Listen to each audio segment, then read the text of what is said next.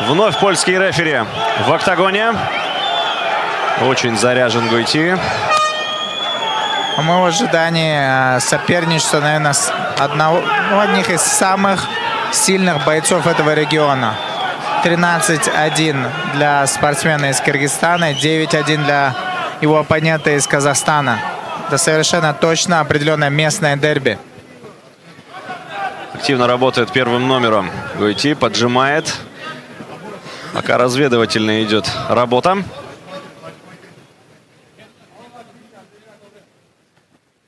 Затишье перед бурей. Предполагаю, сейчас наверняка кто-то разродится на очень опасный удар. Это совершенно точно было ожидаемо. Большая арена, местная публика и огромное давление на обоих парнях. Пошел вперед Гойти. Двойка не совсем акцентированной получилась. Алтынбек пока планирует работать на контратаках. Сам пошел вперед, сдвоенный джеб и навстречу тут же в корпус. Прошла первая минута.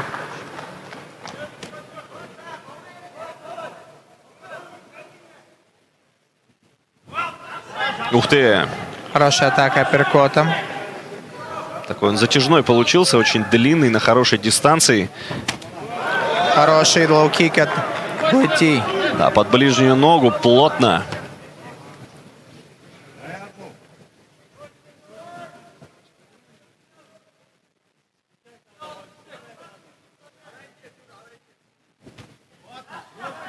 Такую же атаку предпринимает его оппонент.